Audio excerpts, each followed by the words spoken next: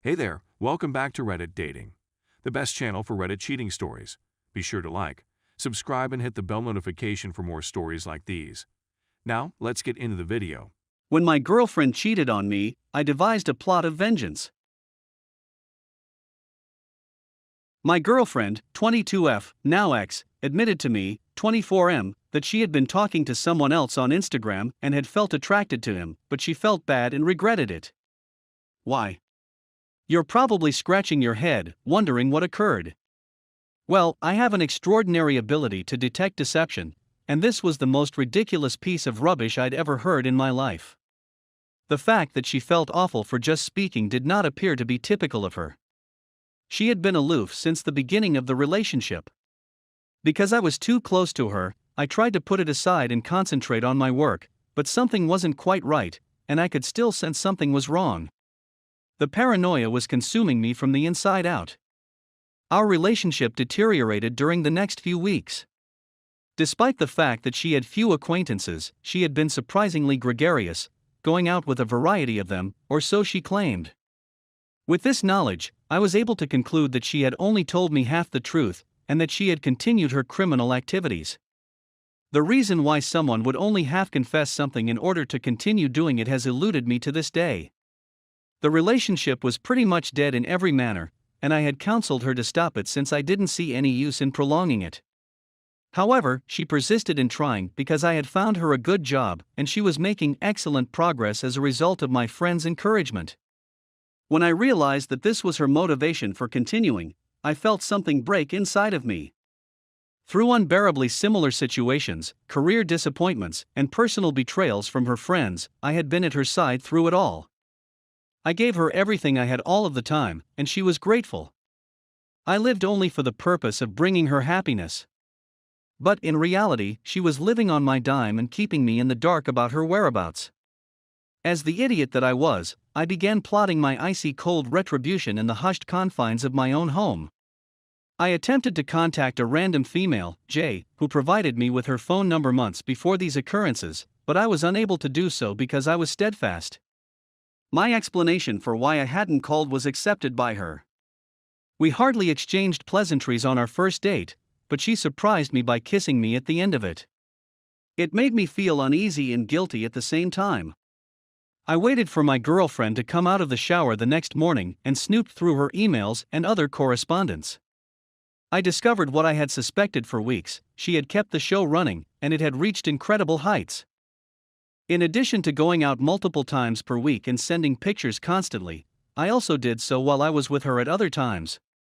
When we first met, I spent hours copying and pasting related messages she had sent to me. Even posing for him in the outfit that my parents had given her as a Christmas present. My sense of remorse had been thrown out the window. I was able to keep myself from freaking out and exposing her to the world. This instilled in me the confidence and blind hatred I required, and I phoned Jay again that night, carrying out my plan in the most brilliantly rage-fueled manner I could think of. As a result, I continued this pattern for around 2 months, having with Jay whenever and wherever possible while maintaining the appearance of a normal boyfriend to the rest of the world.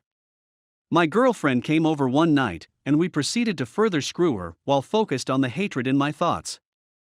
On other days, I would stay up all night in order to see her and her even more the next morning.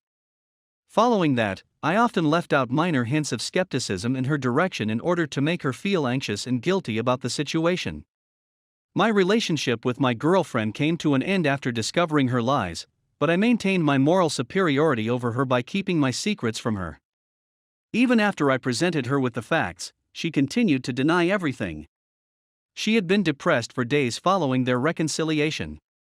Because of this passage, I felt as though all had been for naught, and that I had never completely received closure. Jay became more at ease in my presence, but I was already engrossed in the whole story of this plot. I couldn't handle the thought of dating anybody else at this time, so I had to call a halt to our relationship as well as our friendship. The following months passed, and the lady whom my ex loathed the most, since she was highly popular with common male friends, happened to come to work with me, much to my surprise. Whoopin' got close, but it was never anything more than a casual relationship. Even though my ex-girlfriend had found out and texted me to confirm it, she was still hurting from our breakup. Instead of answering, I traveled to her home to personally inform her of the situation and witnessed her crumble in front of me. Edit. All of this nonsense did nothing but mess with my head. Her cheating gave me fear about other people betraying me, but what I did demonstrated that I too was a jerk like no other. Since realizing this, my attitude about women and relationships has changed dramatically. I would never do something like this again, but it had to happen for me to learn and see the consequences of letting oneself go with wrath and hatred. It merely causes discomfort and does not promote recovery. Edit 2. For those who feel sorry for Jay, I only chose her as my accomplice since she was in a relationship at the time she gave me her phone number and thus was attempting to cheat. In essence, I thought I was doing justice in more than one name. Nonetheless, I feel awful for her. She didn't deserve to be caught in my garbage and abused in this manner. She was the only one with the foresight to remain a ghost indefinitely. I embrace your contempt with open arms. My mother cheated on my father. My mother was just discovered to have cheated on my father with her current spouse. My parents divorced when I was 4 years old. They had 2 children, my older sister and myself. My father had stated in passing that she had strayed with her now husband while I was in high school, but I was a teenager at the time and didn't give much mind because I didn't understand much about adultery. My father died a few years ago when I was 28 years old. He was unable to find a suitable replacement for my mom. In actuality, despite the fact that my father owned his own business and adored my sister and me, he looked to be in a state of bewilderment. I didn't realize how incorrect I was until this year, when I discovered he was having an affair. My mother used to make disparaging remarks about my father when I was growing up, stating that he was abusive. She also married her current husband the same year my parents separated, but I was too young to realize what was going on. Anyway, I'm just really sad for my father right now. He wasn't as lost as I had believed, or perhaps he was lost as a result of my mother's adultery, one of the consequences. What he was, in reality, was a man wandering around with a shattered heart. That genuinely frightens me. He also admitted before his death that he ruined my marriage, with tears running down his cheeks. I should have recognized what was happening sooner, but I didn't. The source of all the slander was my mother, not him. In truth, he addressed her as your mother, but she only acknowledged him by his first name, and she addressed her now husband as your father while addressing my sister and me. What a messed up predicament we've got. I should have known what I was getting myself into.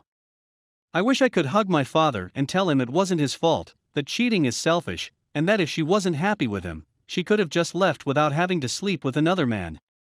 I've been fooled in the past, and I know how awful it can be. I'll never understand why somebody would do such a cruel thing to someone they claim to love, no matter how hard I try.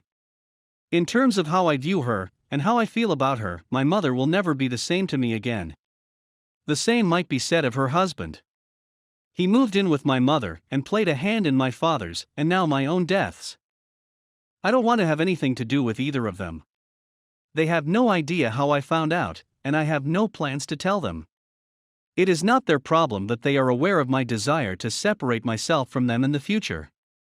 I'm writing this down since I'm not supposed to tell anyone else. To inform you all, infidelity harms your children's hearts as well. My father was my best friend, and I miss him terribly on a daily basis. Now I know he was the most physically powerful man I'd ever met. He kept my sister and me's pain buried for the remainder of our lives, and he never tried to retaliate against us. My mother and her husband, on the other hand, have been carrying a dark secret and professing to be soulmates. No, they are not soulmates in my opinion, instead, they are terrible people.